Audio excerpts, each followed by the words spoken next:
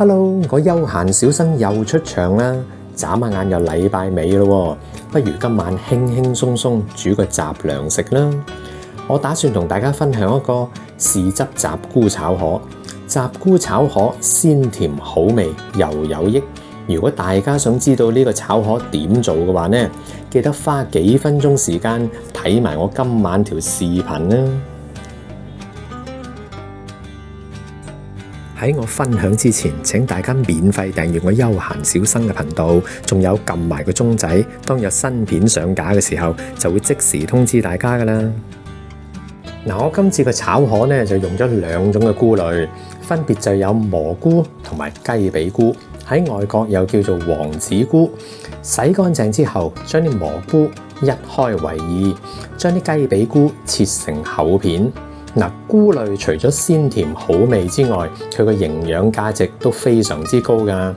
有研究報告指出，多食菇類能夠有抗氧化、抗衰老同埋增強記憶力功效。始終健康都係靠我哋每日累積返嚟嘅。多食健康嘅食品，長遠嚟計，對我哋嘅身體係非常之有益㗎。咁跟住落嚟呢，就預備埋個蒜蓉豆豉醬，將適量嘅豆豉切成豆豉蓉，然後再加入1湯匙嘅蒜蓉油，咁個蒜蓉豆豉醬就 OK 㗎喇。到調校埋個河粉底味醬，加入1茶匙嘅生抽，1茶匙嘅清雞湯。咁個河粉底味醬就搞掂嘅啦，然後再預備150毫升嘅清雞湯，就係咁啦。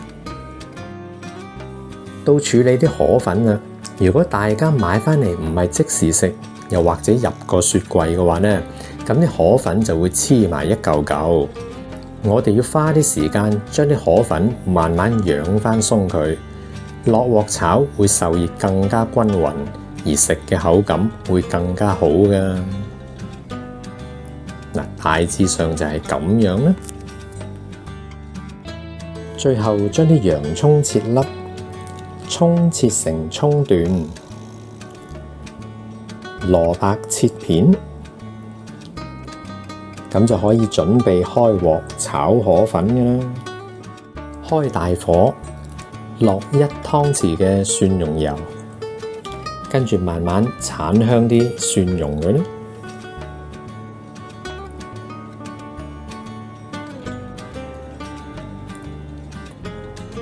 落河粉，轉中火。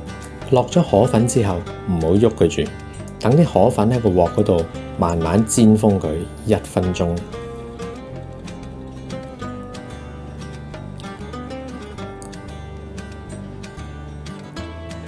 跟住慢慢炒鬆啲河粉嘅啦。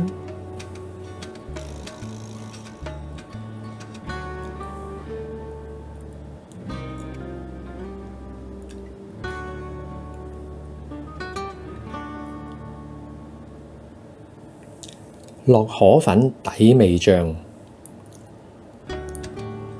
繼續慢慢炒鬆啲河粉。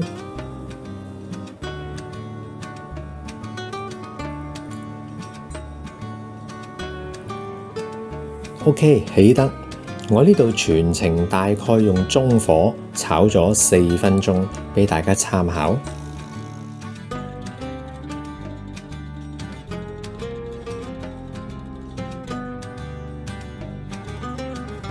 隻鑊清洗乾淨之後，開大火，落早前預備好嘅蒜蓉豆豉醬，轉中火，慢慢將個醬剷香嘅啦。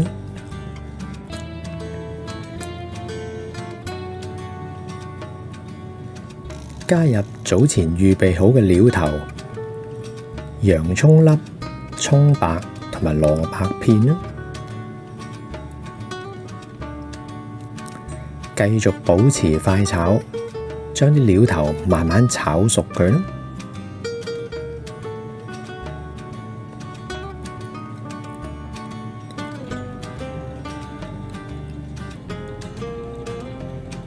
加入雜菇，繼續保持快炒。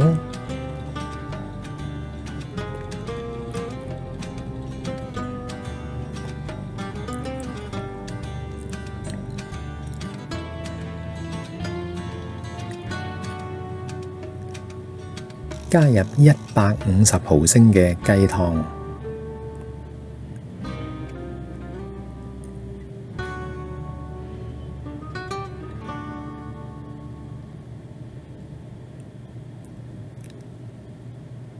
再加入大概1湯匙嘅蠔油，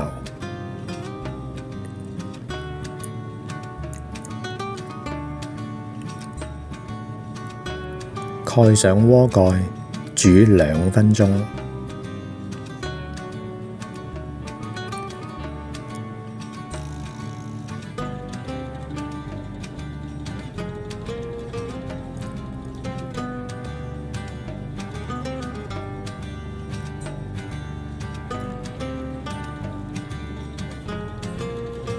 最後埋返個生粉芡，個生粉芡唔好一次過倒晒落去。我哋要睇住個芡汁嘅形態，當個芡汁夠緊嘅時候，就唔使再落㗎喇。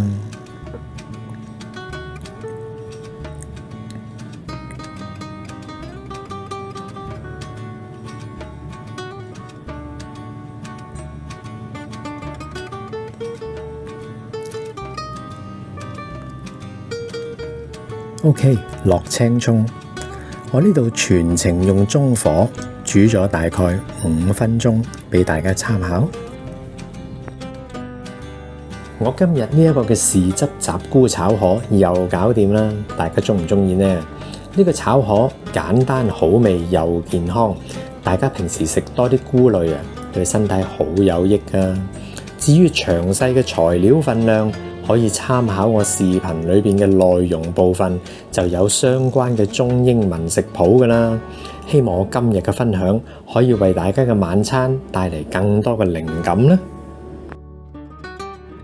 如果大家鍾意我今日嘅分享嘅話呢，記得俾個 like 我，同埋將個視頻分享出去。多謝大家嘅支持，咁我哋下集再見啦，拜拜。